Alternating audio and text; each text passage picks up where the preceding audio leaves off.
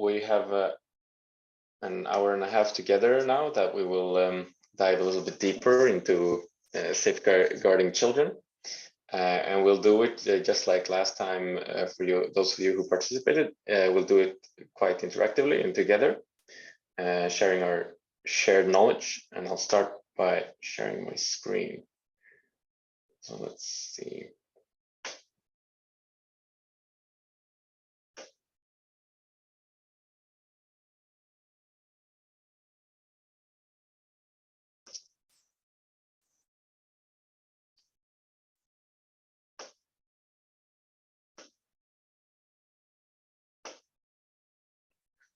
Okay, so you see my screen now? Okay, good. Let me see if this one works. Great. And you see that I switched? You see the planet one, or do you see the red? You see the planet one? Planet one. This happened last time, didn't it? I think you need to choose the other window when you share. Like the top one to the, I don't know. Okay, I'll try I think again. you need to share your screen and not just that page. Okay. Like your whole screen. Yeah, all right. So let's do that, and it'll be a little bit like that. Okay, and now you see it again. Yes, and did it change now? Yes, okay, great. And we're good to go. Wonderful. So yeah, for you, Anna, that I haven't met before, my name is Andreas, and I guess in this project you would refer to me as line manager, maybe. So I'm a Genix supervisor, and I have quite a few other responsibilities here at Fryshuset. And I'm not going to even get detailed about it, but I have been working a lot in the youth movement for the last, well, basically since I started working, and I've had a long commitment in the youth movement before that, both in the climate movement, but I've also been very active in youth centers and working with sports and young people. So quite a wide variety. And it's really good, great to hang out with you guys again. And like I said, we will be looking at the child protection in Planet One in our meeting spaces. And so this is a bit of a disposition. It looks like quite a lot, but I think it will be fine. And there's really quite few of us here today, so we won't need to do any breakout rooms, which will be more efficient. We will keep it here. It will be, I think it's a good in that sense that we're few. It will be I think we will have good conversation. First of all, we're going to go into a little bit of the purpose, and then we'll look into the policy, or just mention it at least, as Yannick did. We'll then go into guiding principles. What is the foundation that we all share? We'll look at a little bit about definitions of violence, discrimination, and harassment. But also then we will start talking about what do we mean with a safe space, as in us, what I think is a safe space, and what is a safe space for children and young people. And then, of course, we will look at how to create that safe space, and also the role of leadership, and how to act when something is wrong. And hopefully, with time allowing, we will also try a case which will help us to reflect together. So just like last time, I'm asking you to be just, participative, ask questions whenever, and there'll be lots of plenty of space here to interact, and I will involve you quite a lot. I believe that's how we create the best outcome, and how we gain as much shared knowledge as possible. Okay, so the purpose is to, well, quite obviously then to ensure safety and a positive experience for our target group, for young people. That is, of course, the most important. And the sub purpose then would be to raise the awareness and to increase our capacity among the leadership within the project. Yes, so starting on a few just guiding principles. Besides the child protection policy that Yannick mentioned, then I think that you all have access to through the drive, which you can look at. And it's a good reminder to go and reflect on it every now and then. But I hope that you will find this session together a little bit more hands-on and concrete, and allow for you to really reflect. And this, the way I mentioned this, the Convention on the Rights of the Child, is really that it's, and I'm sure that you're all aware of it, but it's a good, universal baseline. So this is really kind of a foundation for safeguarding children and young people, and it's good in the sense that it's universal, so it's spread all around the world. And these are the most important articles in my regard to the work that we do, that applies to us. So it's the second article, the no discrimination, that no child should be treated unfairly. It's also the best interest of the child. When grown-ups make decisions, we should think about how the decisions affect children. And then is the 12th article, to respect for children's views and have the right to give their opinions freely on issues that affect them, and that adults should listen and take children seriously. And then the 19, to protect the protection from violence. So this is really just a baseline for just for what do you call it? Curiosa. what is the word for that? Yannick, Julia. I don't know. Fun fact: we have this one has been implemented as part of the law in Sweden recently. So our legislators are currently thinking about how to translate this into the legislation. Okay, so did you? I guess were you all familiar with the Convention on the Rights of the Child before, or was it a first one for someone? Daniel. Okay, good. Well, then you've heard about it. Perfect. All right. So I would like for us to reflect a little bit together on what we mean with violence, discrimination, or harassment. And first of all, maybe I should ask, have you heard of, are you familiar with all of these concepts? Okay, so great. Then let's take a bit of a chat then, and just share your view. How do you see, what is your perspective of discrimination, violence, and harassment? And you can pick one. You don't need to start with all of them if you like to. Anna, for example, what do you think of these concepts? How do you translate them? Sorry, your mic. Sorry. Yeah. All these concepts are familiar for me, but I guess the initial stage is like the thing that I'm just thinking about is the violence, which is a kind of extreme, like a kind of a extreme form of some aggression that just generally exists, and we do know like a lot of types of violence, starting from domestic violence, and all these violence types. I mean, generally what we are not working with children, because in our organization, the target groups are young people. And I guess all these also notions coming from the cultural stereotypes, because everything is also like a lot of discrimination, and everything is based on the stereotype that exists in each culture, and it has some roots. From these roots, the discrimination is started. If I just and the case of a harassment, it's again, it can be like a physical like abuse, and also like a physical expression of of an action. Thank you. Okay, wonderful. And do we still have Rose? Maybe it's just me that. No, you're there, Rose. Yeah, now August is with us too. Yes, I'm there. Welcome, August. Rose, what are your ideas about these concepts?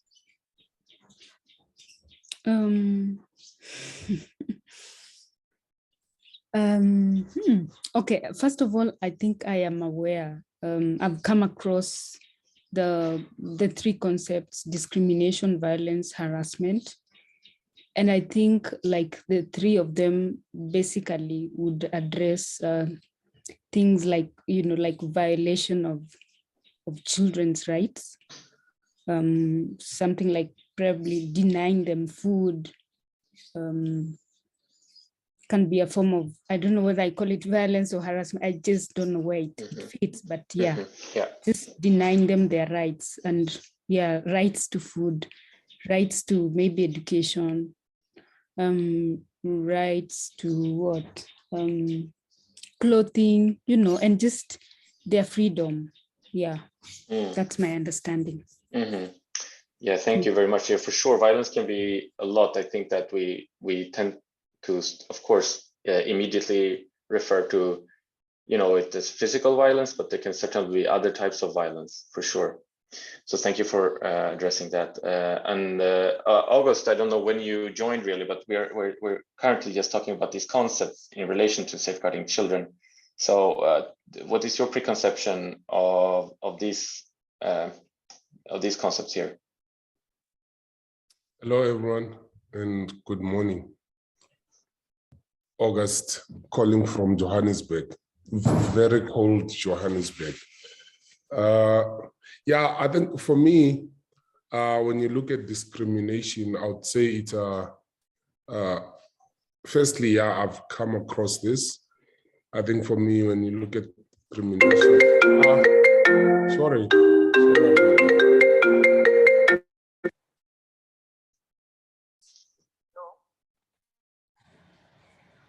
Yeah, so I think for me, it's when you talk about discrimination, is like a very unjust treatment of next person or people in different way, be it whether of exclusion in terms of race, color, religion, or beliefs, or even gender. So I think that's how I view discrimination. And then when we talk about violence as well, you like mostly referring to what Rose referred to being violating, like for instance, denying accessibility to certain privileges, like in this case, when we talk about children, the rights to interact in certain spaces, the right to access education, perhaps, the right to express themselves. So for me, that's that. I think with harassment as well is a bit broader, because there's also sexual harassment in there that you can plug it in the sexual harassment. There's also like in terms of gender or perhaps sex in that way, like harassing people because of who they are and what they believe who they are. So yeah, okay, thank you. Yeah, great. There was a lot of good examples, August. Thank you. So and what about Yannick and Danielle or Julia? Do you wanna add something? A thought I have is that it's like it's all different types of violence. So I think of discrimination as often not giving someone the right to do something often, and that becomes like a structural violence. So I worked with the Sami people in the last year, and they don't have access to speak their own language. Over time, that becomes quite a violent approach to their culture, not being able to access their own language.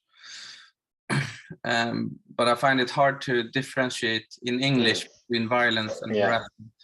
For sure. So thank you for that. And I will move on. Daniel and Julia, you will have plenty of time to add your perspectives. But it was a good note that you made, Yannick, that they are very much interconnected for sure.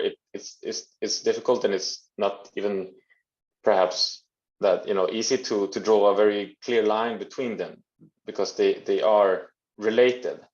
And just like August talked about, if we look at discrimination, you have some formal concept of that, and that often includes these forms of discrimination which relate to, for example, sex or gender, the ethnicity, religion and beliefs, disability, sexuality, and age. And so basically it's about not creating hinders for people regardless of their background, really.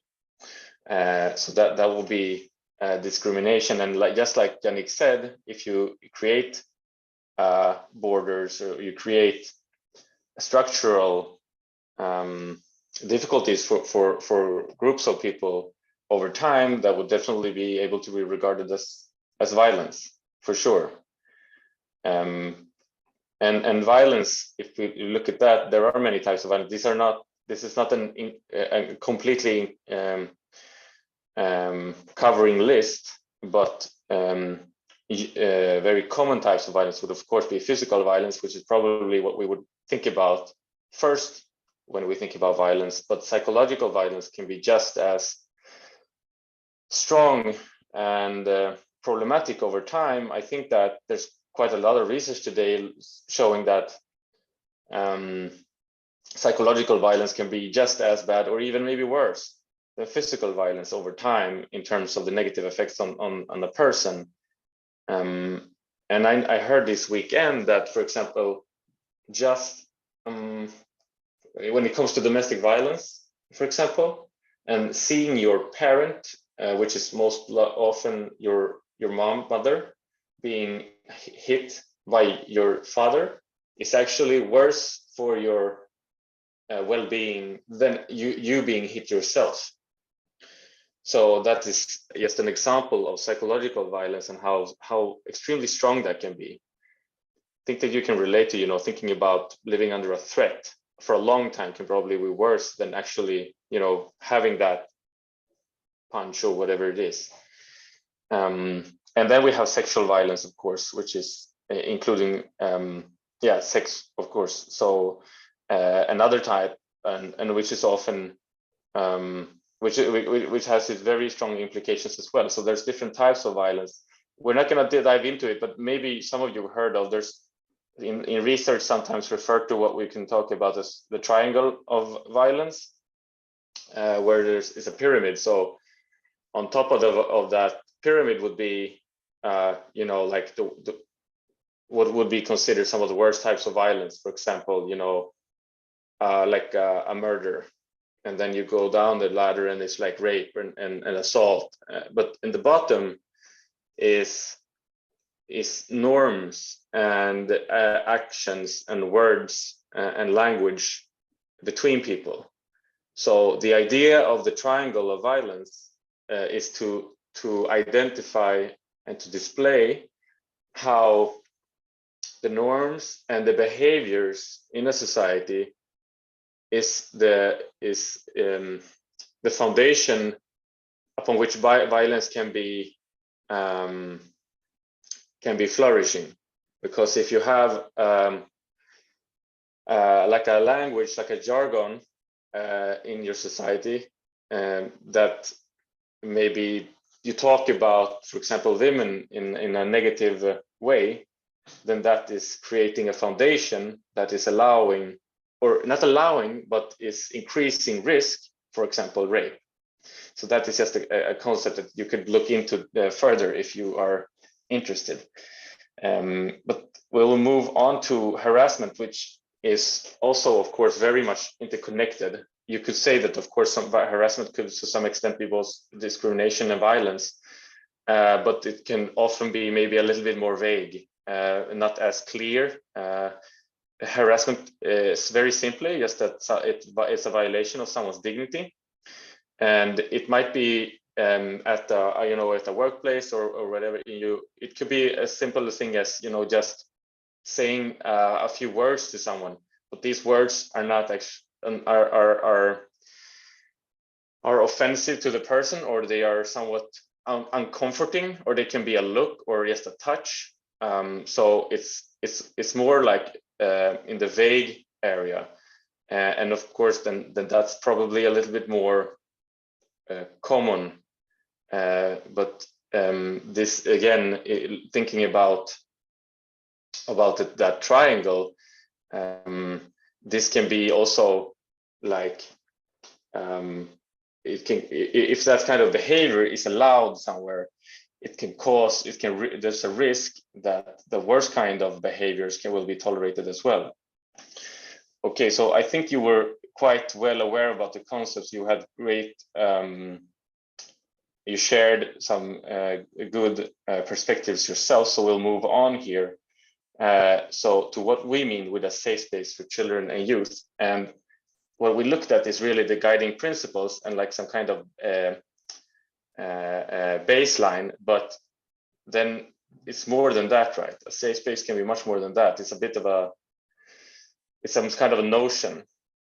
So the question is, what do we mean with having a safe space, and what does it mean to us? It can be quite different from person to person what it means.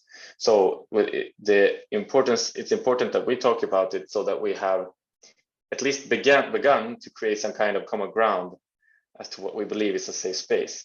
So we're just keeping this as in one group, but please think for yourselves for a few seconds. What do you believe is a safe space? And then we'll share our thoughts with each other. So have a little moment for reflection.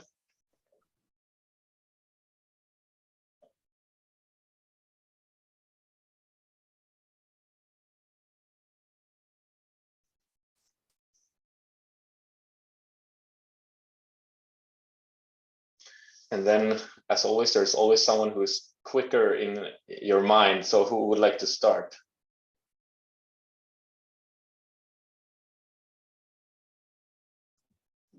I can try, if you're okay. Go ahead, Anna. I'm thinking about that when I'm just initially hearing about a safe space. I'm thinking about the place when each can feel like confident for expressing their thoughts, their ideas, their perspectives, their visions. I mean, when you do have this freedom and you feel that no one will judge you based what you're saying, what kind of opinion you are, or you have like, I don't know, maybe an idea or opinion which is completely different, which is majority have. When you are confident to express yourself, and when you have this complete feeling of being in a secure place. I'm speaking about physically and also mentally, because living in Armenia, the physical security is also very important. And when you are speaking about this spaces, yeah, the thing is like just the confidence to express your thoughts, your ideas, and feeling that you will not be judged what you are saying, or like what kind of opinion you have in this space. Yeah, it's just the first thought that just came to my mind. Thank you. Thank you very much, Anna, for sharing. Somebody else? Daniel, maybe? So what came to my mind is the safe space, I think, is where the youth or us can also make mistakes, and then people or others in the room would feel comfortable raising that. So I think none of us is perfect. Maybe I offend someone without knowing, and I think a good safe space is where the group would raise that and would tell me either in the plenary or afterwards that something was not okay. I think that's also part of it. Yeah, thank you very much. That's a very good perspective, I think, that you bring in, that it can be quite difficult. It can be it's not always, it can be very nuanced. and it's not always very clear. So yes, creating a safe space is definitely promoting an environment that allows for persons to feel safe enough to raise an issue, but that someone who has acted and perhaps even not even knowingly will have the chance to better and to get to know that. So yes, thank you for sharing that. Okay, somebody else? I can just say that or add, I'm thinking that a safe space should be like a space that is accommodating to people regardless of their abilities or yeah, and their backgrounds. Yeah. Yeah, okay, great. Thanks, Julia, for definitely. And do we have someone else who wants to add something? Yeah. There you go, Rose. For me, I'm basically looking at Ubunifu Hub as an example. And so I would say that a safe space is a place where, you know, young people get empowered and, you know, they develop mentally, psychologically, you know, they have the confidence to be able to speak up. That's one. And then number two, at our Ubunifu Hub space, we have a quiet room where we take care of young children, you know, like we have participants, young mothers who come with very young children, like kids who are still breastfeeding and what have you. So we have provided a safe space for them to feel comfortable to go and feed them, or, you know, change nappies if they so wish. And if the kid happens to sleep, then they have a place where they can sleep as the mother is getting trained. So those are the two examples I have for a safe space. Okay, thank you. Yeah, I heard about that example the other day from Yannick, and it sounds really cool that you have provided that kind of space, allowing for that target group to come and take part as well. Yannick, you were saying something. I think Rose summed it up quite well. We have like an emotional side of things, and that we can measure through like, okay, do people speak up? Do they share things? And then we have like the physical. Is there like a fire extinguisher, calm room, these kinds of things, right? In our case, I think those two are the most clear kind of parameters in a way. Yeah, very good. Thank you for, yeah, that's a good way of expressing it. So, and just kind of, I wouldn't say challenging you, but putting a question out there, because I think you were touching on it, Daniel, that it can be difficult sometimes, and I've experienced, you know, in throughout my time in like working with young people, that it's not always, you know, what is a safe space? It's not always a given. Like an example is expressing your views, for example.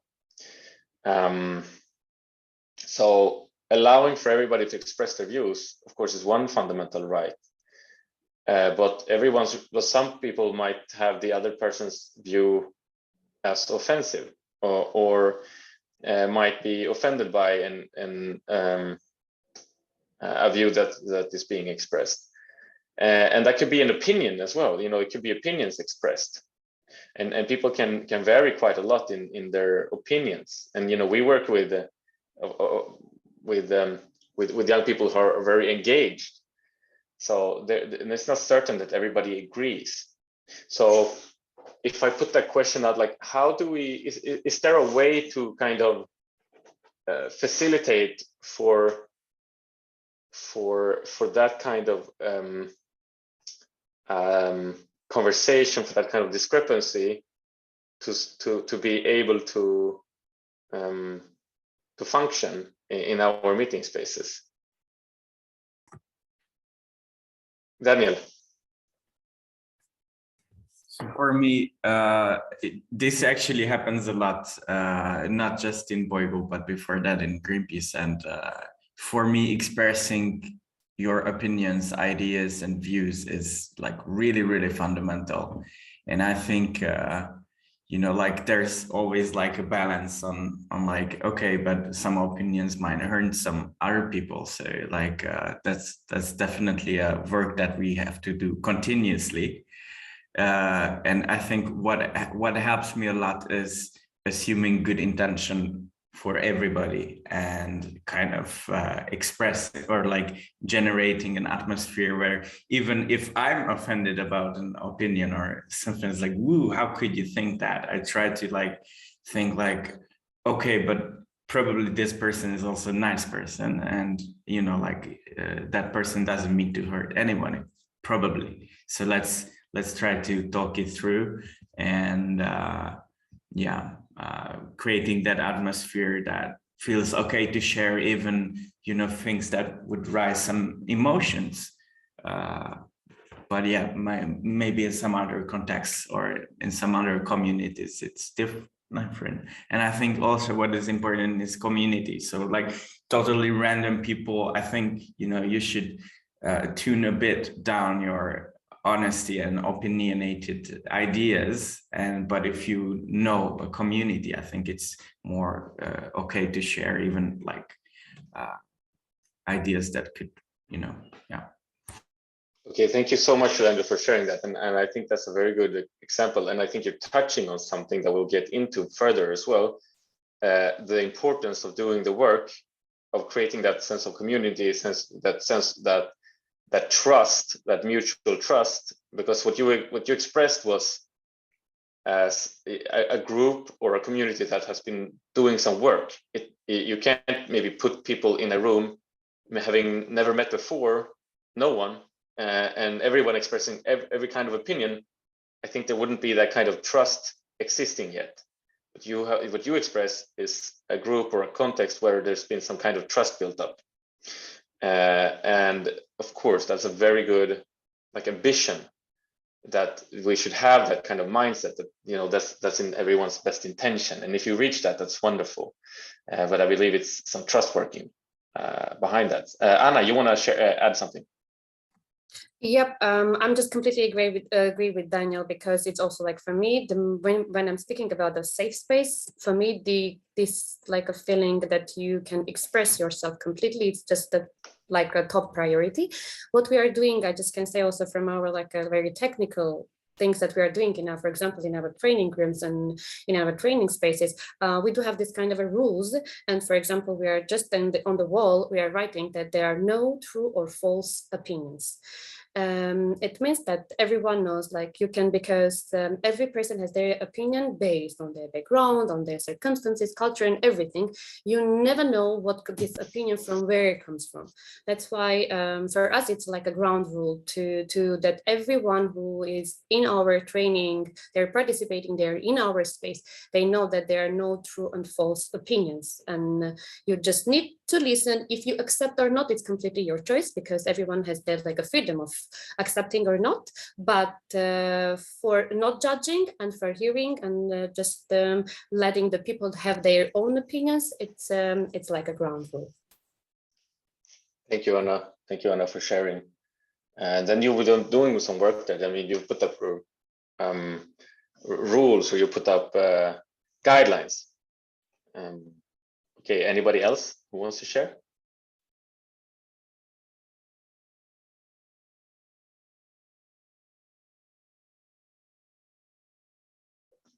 Otherwise, I think that you've shared good examples of what is a safe space, and that it's not just maybe the absence of violence or the absence of harassment. It's an emotional understanding as well, and it's something that you create over time. But I'm happy also to hear you reflect, because you all seem very aware that it's not something that happens automatically. Okay, so we move on about how to create this safe space then. That's maybe an even more interesting question.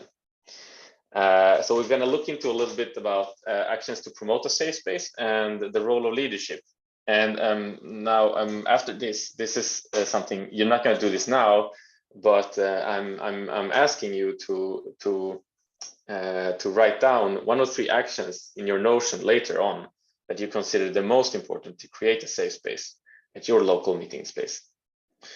But before that, so if we look at the actions to promote a safe space, what do you consider are some of the important ingredients to create a safe space? You've shared good examples of what a safe space can be. So how do we promote that? How to create the safe space that we want? Yeah. Yeah, August. Sorry. I think for me, one of the key ingredients to create like a safe space, I think inclusion, diversification. I think that those play a major role. For instance, when I say inclusion, I mean in terms of what we stand for as a project, what we're doing. Are we including our target audience in what we're doing, for them to feel safe in our space, to feel the sense of ownership? Are we including people from different races, different religion into the space? So I think those are the things that we need to think of when we talk about safe space, because ultimately that helps to diversify the space and being open to receiving feedback from others. Yeah. Thank you, August. And could you have an example of maybe just some kind of practical example of how to create that inclusion? I think firstly, for instance, if you are dealing with issues of, for instance, you have a target group, and within the target group, there are people who like a disabled person, make sure that the place that you are based in is accessibility for disabled people. That's one thing, right? Secondly, make sure that you also, let's say, religion. For example, comes the time of Ramadan. If someone is in the space and they want to go and, for instance, pray at a certain time, be able to allocate that and be respectful of the religion. For example, also designing, for instance, a space like for Planet One, be able to include them in the design phase of the space. So in that sense, people feel the sense of ownership and they interact with the space more. Yeah, so those are the examples. Okay. Thank you. Great, thank you for those concrete examples. So do we have someone else who wants to share their perspectives on how to promote a safe space?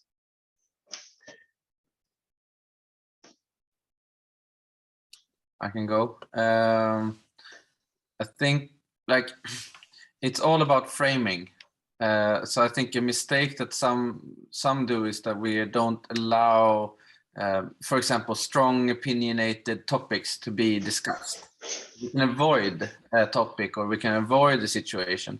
I don't necessarily think that is the strongest way to create a safe space. I think a stronger way to create a safe space is to frame the setting around a challenging topic or situation. So for example, in the Swedish climate movement, there is a Facebook group called Klimatklubben. It has 20-something thousand people in it. And one topic is nuclear power plants.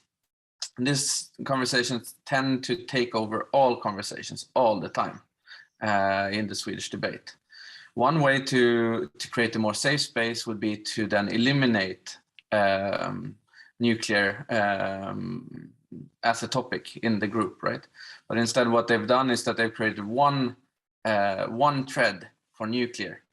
And then you always have to refer to that thread if you want to talk about nuclear. That's one way to frame it so that the whole movement can focus on whatever is going on instead of getting caught up in the nuclear conversation. So that's a way to maintain safe space. That's a good example. It sounds like a pragmatic facilitator in that Facebook group. Thank you. Somebody else? Daniel. I think also one thing could be like showing example by showing you're vulnerable as well. So as a facilitator or a host, expressing something that hurt you or that kind of stuff. So, you know, yeah, that's what came to my mind. Sure, that's definitely part of it. Thank you for sharing that. Yeah. Yeah, I can go. I'm just looking at a practical example again at Unifu Hub, and one of the steps we have taken is to develop a code of conduct. It's more like a ground rule sort of a thing, and so it has a lot of instructions on the do's and don'ts when you come to the space. So I believe, okay, every time the youth activists come, we read the code of conduct, you know, like read through. So that way they are empowered. They know we can do this, we cannot do this. And at the same time, we have measures, you know, to basically like protect them, you know, when they're in the space. So some of the things we are writing there is basically to be able to protect them. And I think that's one of the way to make the space safe. And yeah, so code of conduct to me is one example. Yeah. Okay, very good. Thank you, Rose, for sharing. Okay, do we have someone else who wants to share?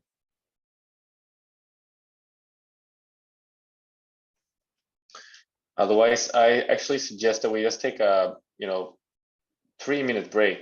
It's an hour and a half session, so maybe someone needs to go to the toilet or just stretch or whatever. So let's be back in 3 minutes, please. Okay.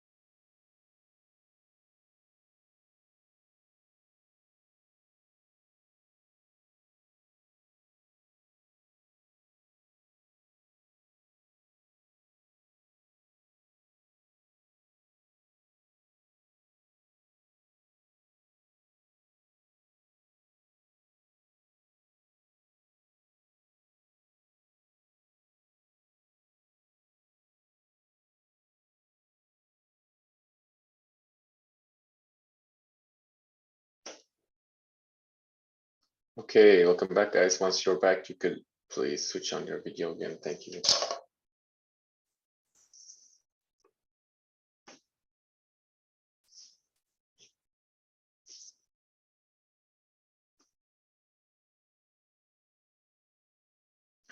All right, great.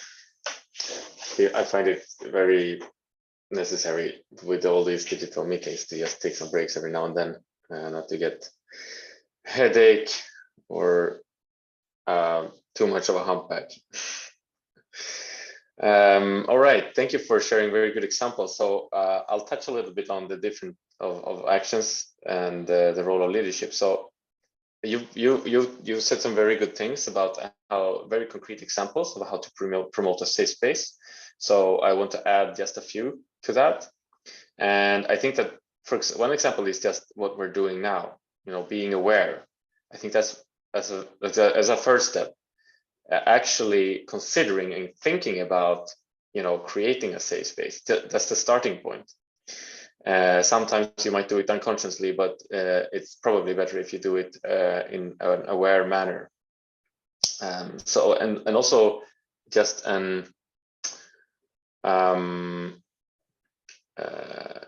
would like to recommend you to also have this conversation with your youth leaders in your spaces. You can just starting a conversation is starting growing awareness, because the awareness is baseline. So on top of that, to promote a safe space, you touched on these things, relationship and trust building, what Daniel talked about, for example, at Polyco. Because when we build good relationships, strong relationships, and we build trust, then we have, first of all, we minimize risks for unsafe behaviors regarding to for example, violence, harassment, and discrimination that we talked about earlier. But on top of that, and building trust also gives us better tools to work with in case of a problematic situation arising. Because with trust and a good relationship, you have a lot of much better chances to work in a constructive way with problems that arise. I think you can just think of for yourselves, like if you know someone, you know that person, there's a lot more likely that you're able to address that person in a way that that person will feel creates a connection. So on top of that, cooperation between you in the group, in the staff group, and in the leadership team, that will be like just sharing, just doing. And I'm sure you're doing it already, but like doing debrief sessions after having had an open session, and just talking through like what happened. Is there some kind of situation arising that we need to think about? How's the dynamics working? So that kind of cooperation is also very good promoting factor for creating a safe space. And then, like you've also touched on, participation and influence, like participation for young people, have perhaps including them in talking about the code of conduct, for example, and including them in the way that we run things, and having conversations about, for example, a code of conduct, and how do you relate to this? How do you make this reality for you? What does it mean to you? That also increases the likeliness for having a safe space. But also, like, norm awareness can be one thing too, and that's something that you could even have sessions on. So it's a lot about the awareness, raising the awareness both among you as a leadership team, but also maybe raising awareness among the young people that come to your meeting place. And then there's of course the preventing as well, the preventing part, and that's also a work done within your core team. So and this, I think you maybe have already routines in place that come particular with your local meeting space, and your local organization in routines of mapping risks and problems. So And the most important is again that you actually have a conversation, that you raise the awareness, more so than just having a document that's obsolete. Okay, and so we touched a lot about the leadership. So just like I talked about in the last workshop on youth driven work and working passion based, leadership is really crucial, and it's the same thing here for a safe space. The leadership really sets the tone for a place, and we talked about it I think last time, that leadership creates a culture. You are all very much key players in creating a leadership culture at your meeting spaces, and with the enlargement of your teams, your teams of youth leaders, together you create the culture at your different meeting spaces. So is that something that you have been talking about, or at your meeting spaces? You know, how you create culture through the way you act, through your leadership.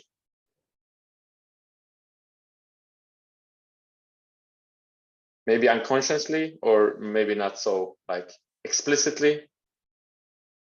Yeah, I see Daniel nodding. Do you want to share your thoughts, Daniel, maybe? Yeah, so we've talked about that we are in a role model position, and the way we interact would, you know, like set the tone. And on one specific topic we explicitly talked about this, that we really want, like we said that we see that in our networks, usually every social gathering is around alcohol. So like we meet for a beer, and yeah, and we really didn't want to enforce that in our meeting place, although we are next to a bar and we think it is okay to have beers if you are over 18 and it's not, you know, like a bad habit for you. But we would, you know, like we explicitly said that during the sessions we never drink, and even afterwards we're not like promoting, or we don't ask let's go for a beer, but you want to have like a soda, or do you want to have a coffee, or that kind of sense. But but just like not as, you know, like a must rule that we never drink beer, but you know, like kind of to consciously think about it. I think that sounds like a pragmatic approach. I think it sounds like a very good approach. And it's a great example, I think, of creating a culture, very concrete. And that's definitely part of it, because then you create a culture where you're not absolutist in the sense that you are absolutely saying no to alcohol, but you're not promoting it either. Because you are aware that it might be problematic to some individuals, and you want to, you know, create an inclusive environment. So I think that's a very good example. Do we have some other examples? Maybe Anna, what do you have? Do you talk about it, maybe explicitly or not explicitly? Yeah, we just talked about not so much explicitly, but sure, we do have like, we understand that the people who are working, that it can be trainers, youth leaders, the people who are kind of responsible for the sessions, training, they do have some kind of positions, and they can have some influence. We don't have any this kind of, like, for example, for us, how to talk with the young people, even especially, for example, if you are just talking with the beneficiaries, keeping the tone of not speaking with you as in initial stage, like for just having this kind of like not boundaries, but for knowing like why, like who is for what in this place, and what his or her like responsibility, and also like his mission being there, to having these clear boundaries and also clear like responsibilities and roles for creating this atmosphere. Yeah, we're just initially we are doing is that everyone knows like why you are there, what kind of responsibility you have as a trainer, as a youth leader, and also as a participant, not only about the role, but also responsibilities, like what you have, and also it kind of creates a good atmosphere that everyone knows 100% why they're there and what is the purpose of being there, because for us it's also like very important, like if you don't understand why you are there, what is your main purpose of being there. In some cases it's like during the process, if it's like a long term, it can be trainings or work or something, they're just the work culture and everything is becoming vague, because like roles are just becoming, yeah, it's for us like we are just creating this kind of like roles and responsibilities divisions that everyone will be on the same page for knowing who they are and also for what they are responsible. I guess like it's like a lot of things are happening unconsciously, subconsciously, because like it's a process, and also like our youth leaders and also people who are working with youth, they are working for many years. Yeah, I guess like not so much explicitly, but trying to also to give this message to all youth initiatives and also like young people with whom we are working. Thank you for sharing, and I guess at least for you now, it will be more conscious and explicitly. Maybe Rose, you have you usually have very good examples. Do you want to add something?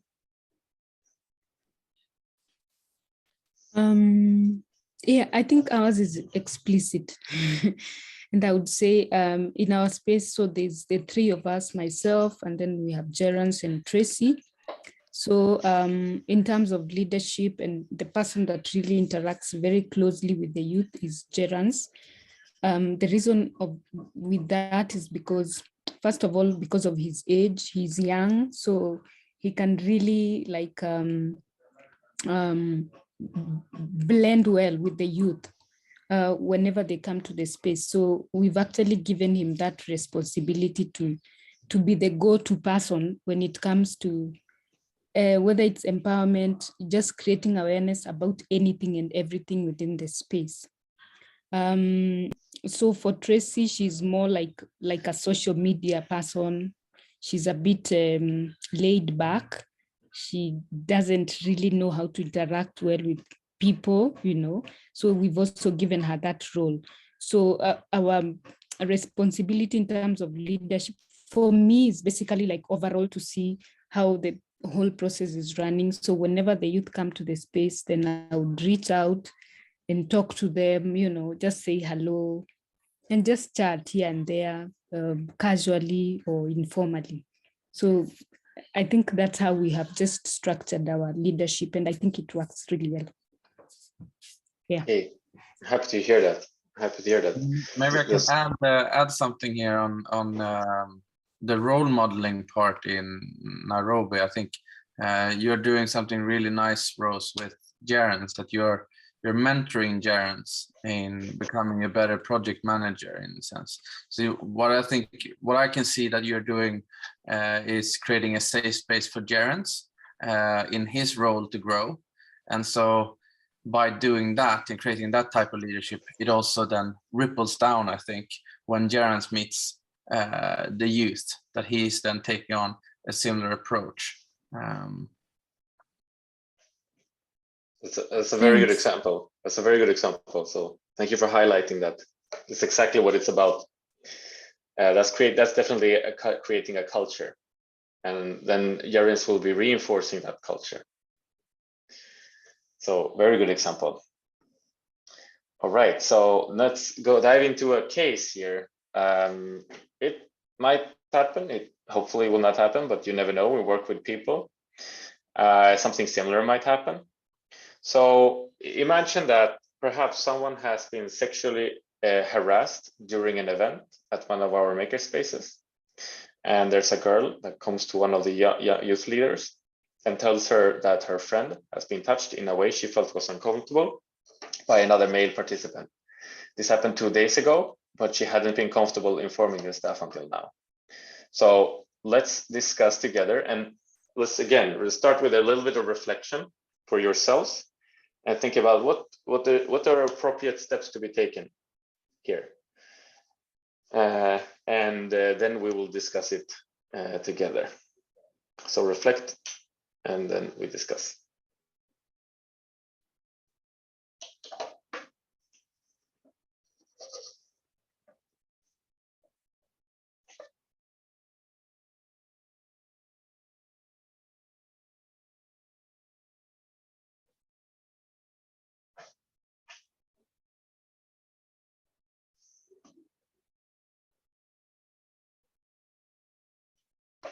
Okay, and you don't need to give you don't need to have, the perfect answer and give a complete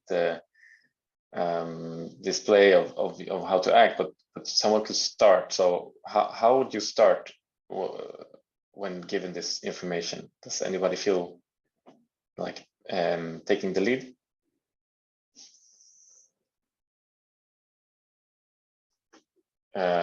Daniel, do you want to start? So I think what I would start with is that in the office we have a so-called integrity officer, who's one of my colleague, and one of her roles is that if there is any assault or harassment, then she has been through an internal training to deal with these kind of issues. So my first would be to go to that person and ask what to do.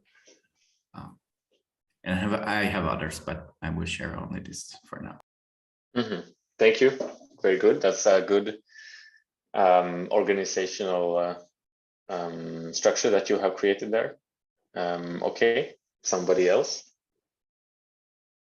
What about August, maybe? Yeah, I think what Daniel mentioned in terms of integrity officer, and I think also involving, because we have the systems in place within the organization, is to also involve the people and culture team. So to also deal with these issues and look at the internal policies and how those are handled. I think, but the most important thing, I think, is to firstly deal with the case itself that came to you. I think recognizing that the person has gone through this and trying to reassure the person that firstly the issue is going to be dealt with, and these are the next steps that are going to be taken, and the possibility perhaps of the outcome might be this after all the steps have been taken into account. For me, I think that is very important, because once you give reassurance to a person who came to you to report, that also speaks to your leadership role and you setting that model of showing up every time when a problem is there and guiding a person and reassurance. So I think for me that is also important. Yeah. Oh. Thank you. Yeah, thank you very much. Very good. Thank you for that, August. So do we have somebody else who wants to share? Yeah, I can go. But it's more like repetition of what August has said, maybe in a more logical way. I think first of all, when this girl comes to me, because she's a girl and I'm also a girl, of course I will listen. If it were a boy, then I would refer them to someone like Gerans, for example. But yeah, so that's the first step, to listen. And then the second step is to investigate, just, in my own informal way, to actually establish whether it's true or not. And then number 3 is that I will call the perpetrator, the person who did that, and then inform them that it is wrong to do whatever they did.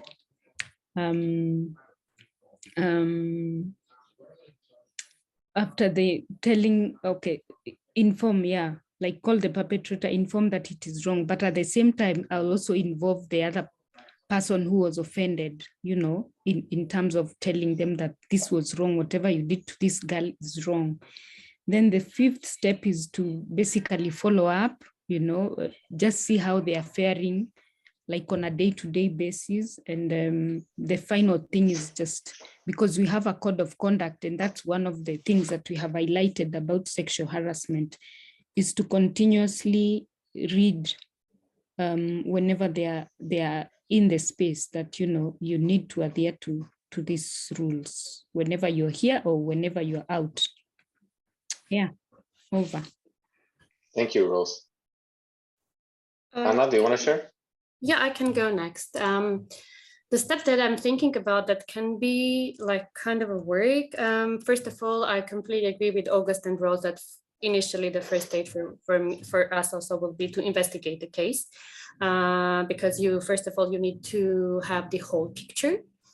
And then I guess what I will do, I'm not sure if it will be right or not, but I guess it will be better to have like an informal, like a meeting all together about, for example, harassment, because I don't know how it's your cultures, but in Armenia also there are some cases that there is no this kind of like a well definition. Also, people are not aware, for example, that touching the girl, I don't know, pushing or something, it's harassment, it's not okay, because maybe they see the same cases in their families, in their context, and they think it's something normal.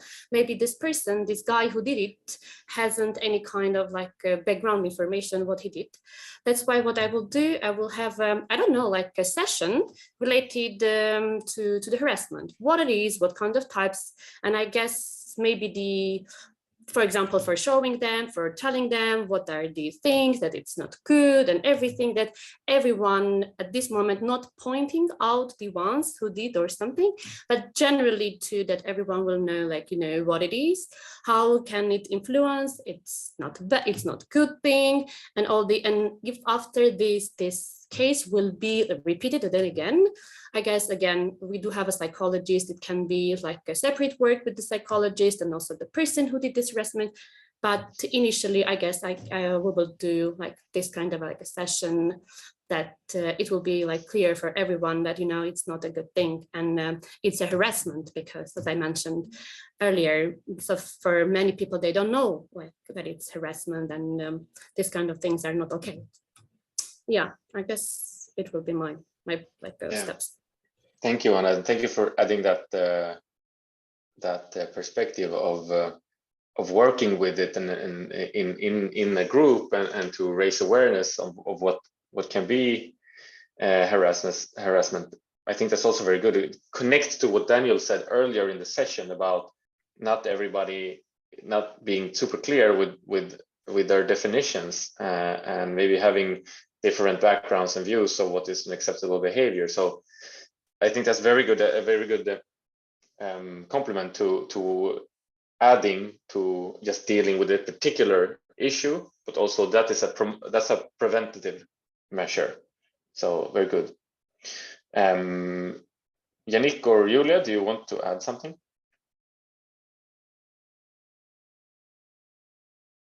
I'm not sure. It's an interesting thing to think about. I'm thinking that it's important to talk to the affected person and like help her, like either if she wants to do like a police report, I think that's something you should do if she wants to do that, and support her in that. And also that Anna said, like maybe arrange someone that she could talk to, like a psychologist or something. Yeah, I think those are the things that I was thinking on top of everything else. Thank you. Yeah, and I think that, of course, this is just one example in a few sentences. You would have to be, of course, analyzing the particular case in case something happened. And you've all talked about, talking to this girl and getting as much information as possible, understanding the situation, because like you've been touching on as well, you need to be also a bit very smooth here. It's not this is can be a delicate matter. And so kind of to really make sure that it's dealt with in as a good way as possible. August, do you want to add something there? Yeah, I think also it would be very important to pay attention to the fact that perhaps the girl might not want to address this or handle this internally. So I think it's also good to give external references or external places for them to access assistance. For instance, because I feel like at certain times when things like this happen within the workspace, and the perpetrator is still in the same space, it becomes really hard for a person to convey what they want to convey thoroughly. But then if you give options in terms of saying, look, if you don't feel comfortable doing this here, there are external spaces that you can access. And these are the spaces, these are the people to contact, or even provide, given an opportunity to accompany the person to those different spaces. So I think that is also something that's very important, that the youth or people within the space need to know, that it's not only the streamlined processes within the project, but there are also external ones. Yeah. Yeah, thank you. For sure, it can be a good thing, and I think that it can also be like Rose was touching on, like making sure that she's able to talk to someone that she feels comfortable with, and providing that person. It could be someone, it can be someone in the staff, or someone, a coworker, but maybe who's working on a different project or something, but just someone that this person might feel a trust to, or feel like she's comfortable talking to. So yeah, there is no silver bullet to how to deal with this situation, but I think you've touched on some very important things. And like you said, to make sure you listen and to really actively listen to this person, to take into the account what she is telling. And I think that from my experience also working with similar cases, I know that a very important thing is to make sure that to communicate with the person who has been harassed, and to communicate what actions you are taking, how you're working, because I think that shows that you are taking it seriously, and it shows that you care, and it shows transparency. So I think that's also an important thing. So you might think that, oh, well, I'm doing all these things, but you didn't mention them. And then that person might feel like, she's neglected. So I think that's a very good thing. And as like you touched on too, and you were touching on, Anna, that there's also the preventative aspect of using it. Like you deal with that particular happening, but then next step is to, okay, how do you prevent this from happening again? So maybe that was a symptom of something that's not working very well in your makerspace, and then doing the preventative, promoting interventions can be a next step as well. Okay, thank you very much for very wise input. Yannick, did you want to add something before we move on? This happened to me in a workspace that I was in, working with volunteers, this exact case. And I think one challenge that arose, I was not the person who was in charge of it.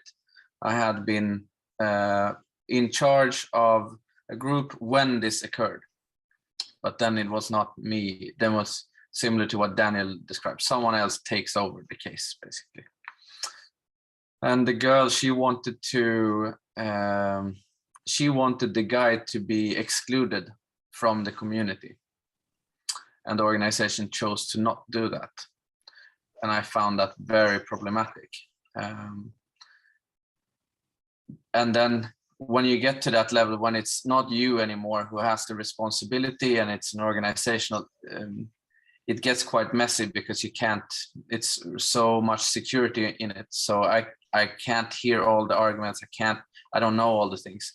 But I think that affected quite a lot of girls' trust in the organization at that point.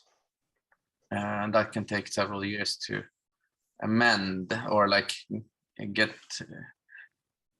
on top of again. So I find that to be like a really challenging thing, when there's like specific actions that someone wants to take, or so on. It's like how we deal with these and that's so different from case to case, but that I guess would be something I would add, is to quickly get support from someone so that they can also, like, they didn't connect back to me that much. So then I also felt uninformed, and that then created a distrust for me, say that I would be, I don't know, a local or like a youth leader now. If a youth leader comes to you with this issue, really think of taking care of that person as well in this, because that can be a really big challenge for that person to kind of hold this situation themselves. So yeah, just some perspectives on it. Yeah, very good. Thank you for adding that. It is really, once it happens, it is really complicated. And like you said, you have to analyze every single situation, and use each other, cooperate here, to help each other out. And in the case of such a thing, that if an exclusion might be necessary, then really discuss it with each other, so that maybe you're not also taking this decision on your own. It can be really difficult. So make sure you help each other. Very good. This is, like I said, this is at least one step. Just starting to be aware and thinking helps you to act when something arises. And that is, then we're touching on what do we do when something's wrong, and who acts and to whom do we turn, what measures are taking, exactly what we have been talking about. And I think that you may have different action plans, like we talked about, at your local venues.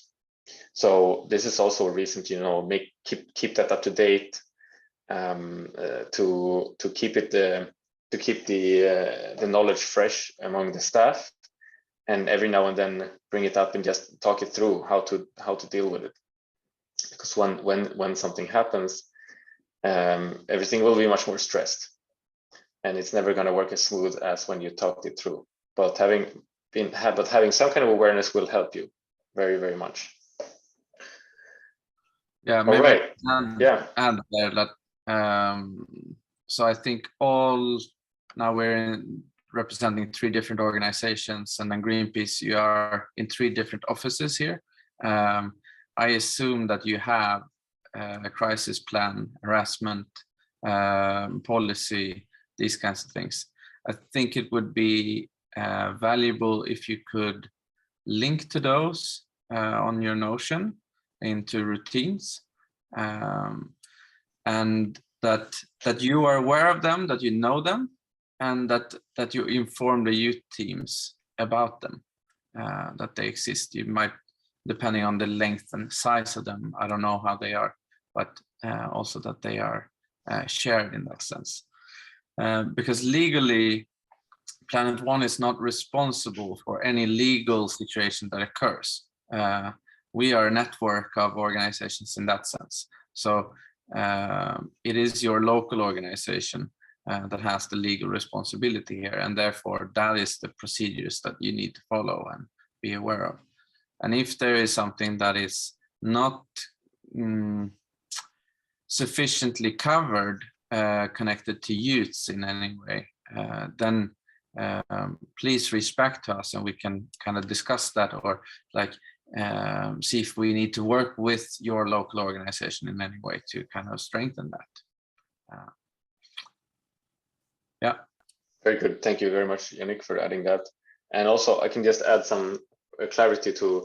So what we've been talking about here is, we've been talking about recently, what do we do when something happens?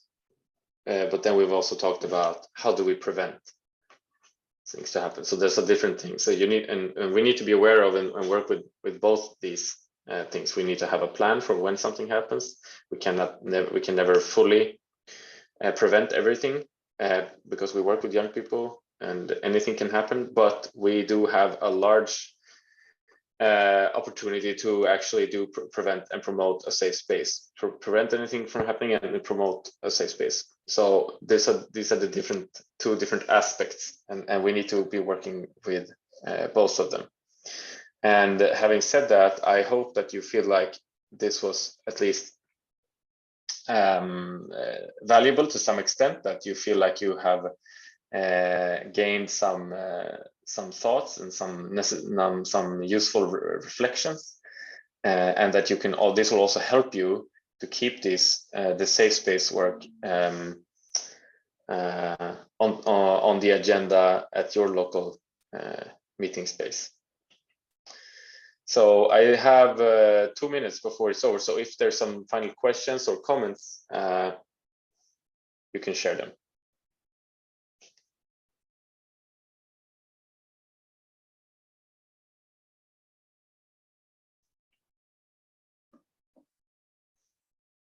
Otherwise, I just want to say thank you for your active participation. It's always a pleasure to meet the Planet One team. It's good to see that you are such it's a team of very wise leaders. So it's happy to see that the project is in such good hands. So once again, thank you for this time, and keep up your great work, and have a nice remainder of the day. Thank you. Bye. Thank Bye you. bye. Thanks a lot. Thanks, Andreas.